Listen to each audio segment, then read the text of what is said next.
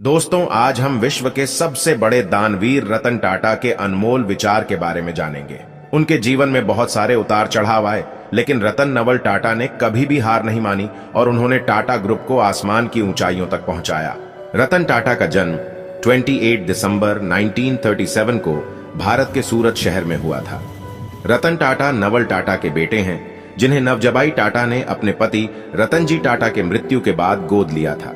जब रतन 10 साल के थे और उनके छोटे भाई जिमी 7 साल के, तभी उनके माता पिता नवल और सोनू मध्य 1940 के दशक में एक दूसरे से अलग हो गए। रतन टाटा अपनी कमाई का ज्यादातर हिस्सा दान कर देते हैं। उन्होंने भारत में कई सारे प्रोजेक्ट्स शुरू किए, जिससे लोगों को रोजगार भी मिला।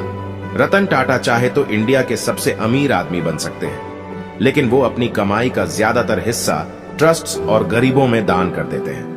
वो एक सक्सेसफुल बिजनेसमैन है। आए जानते हैं उनके विचारों के बारे में। वीडियो के एंड मैं बताऊंगा कि रतन टाटा के एक दिन की कमाई कितनी है, तो वीडियो को लास्ट तक जरूर देखें। और वीडियो पसंद आए तो वीडियो को लाइक जरूर करें और चैनल को सब्सक्राइब जरूर करें।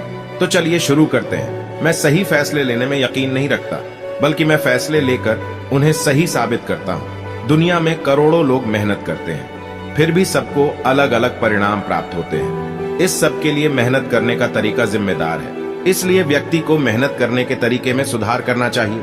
अगर आपको तेज चलना है तो अकेले चलिए, लेकिन अगर दूर तक चलना है तो साथ साथ चलिए।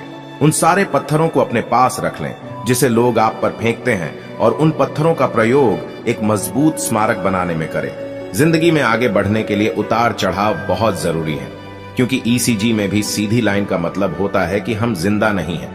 हो सकता कि मेरे निर्णयों से कई लोग दुखी हो, लेकिन मैं उस व्यक्ति के रूप में पहचाना जाना चाहता हूं, जिसने कभी किसी भी परिस्थिति में सही काम को सही ढंग से करने के लिए समझौता नहीं किया। सत्ता और धन मेरे दो प्रमुख सिद्धांत नहीं है।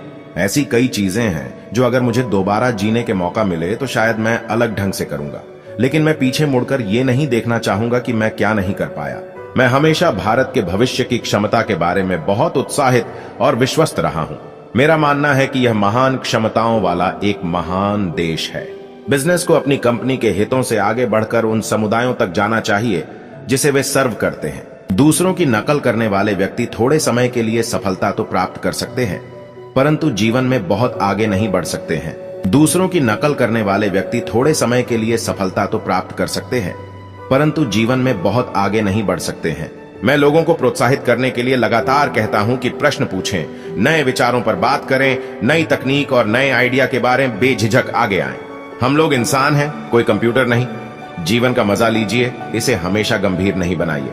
लोग तुम्हारे स्वाभिमान की परवाह तब तक नहीं करेंगे जब तक कि तुम खुद को साबित करके नहीं दिखा देते। जीवन में केवल अच्छी शैक्षिक योग्यता या अच्छा कैरियर ही काफी नहीं है। आपका लक्ष्य होना चाहिए कि एक संतुलित और सफल जिंदगी जी जाए। अपने जीवन की परिस्थितियों और अपनी प्रतिभाओं के अनुसार अपने लिए अवसर एवं चुनौतियों को चिन्हित करना चाहिए। जीवन में अपनी गलतियों से सीखो और आगे बढ़ो। जिस दिन मैं उड़ान नहीं भर पाऊंगा, वो मेरे लिए एक दुखद दिन होगा। हमें दूसरे सफल लोगों से इस बात की प्रेरणा लेनी चाहिए कि जब वह व्यक्ति सफल हो सकता है तो मैं क्यों नहीं हो सकता हूं। तुम्हारे माँ बाप तुम्हारे जन्म से पहले इतने नीरस और उबाऊ नहीं थे जितना तुम्हें अभी लग रहा है। तुम्हारे पालन पोषण में उन्होंने इतने कष्ट उठाए कि उनका स्वभाव बदल गया। लोहे को कोई नष्ट नहीं कर सकता, लेकिन उसकी खुद की जंग ही उसे नष्ट कर देती है। वैसे ही इंसान की खुद की मानसिकता और सोच ही इंसान को नष्ट करती है। किसी भी काम को निर्धारित समय की सीमा में ही पूरा करना चाहिए, और वो ही काम करना चाहिए जिसमें पूर्ण आनंद की प्राप्ति हो। पेड़ काटने के पूर्व कुल्हाड़ी की धार देखने की आवश्यकता होती है, इसलिए जब 8 घंटे में पेड़ काटना हो तो 6 घंटे कुल्हाड़ी की धार तेज करने में लगाने पर सफलता प्राप्त होने के अवसर कई गुना बढ़ जाते हैं। हमें पावर और पैसे का गलत इस्तेमाल कभी नहीं करना चाहिए। अपनी समस्या को अपने ही ढंग से निपटाने की कोशिश करने से दिमाग तेजी से चलता है और समस्या बोझ नहीं लगती, और तनाव भी पैदा नहीं होता है, बल्कि आनंद आता है और वह कार्य नए इतिहास रचता है। हर व्यक्ति में कुछ न कुछ विशेष गुण और प्रतिभा होती है, इसलिए प्रत्येक व्यक्ति को अपने अंदर मौजूद गुणों और प्रतिभा का पहचानना चाहिए। किसी भी काम के प्रति हमेशा पॉजिटिव सोच रखनी चाहिए, क्योंकि नेगेटिविटी हमारी असफलता का कारण बनती है। जिंदगी के स्कूल में कक्षाएं और वर्ग नहीं होते, और वहां पर महीने भर की छुट्टी नहीं मिलती। वहां आपको सिखाने के लिए कोई समय नहीं देता, सब कुछ आपको खुद करना होता है। हम सभी के पास समान योग्यता नहीं होती है, लेकिन हमारे पास हमारी प्रतिभा को विकसित करने के समान अवसर जरूर होते हैं। रतन टाटा एक साल में 820 प्लस करोड़ रुपए कमाते हैं। रतन टाटा की एक दिन की कमाई 18,000 से 19,000 रुपये है। उम्मीद करता हूं आपको रतन टाटा के अनमोल विचारों को जानकर अच्छा लगा होगा और आपको भी जीवन में आगे बढ़ने की प्रेरणा मिली होगी। आगे भी मैं आपके लिए ऐसे ही अच्छे विचार लाता रहूंगा। आज के वीडियो में बस इतना ही। मुझे उम्मीद है इस वीडियो को देखने के बाद कुछ कर दिखाने का हौसला आपकी पूरी बॉडी में आग बनकर दौड़ रही होगी, तो कर लीजिए। हमारे चैनल को सब्सक्राइब ऐसे ही वीडियोस के लिए।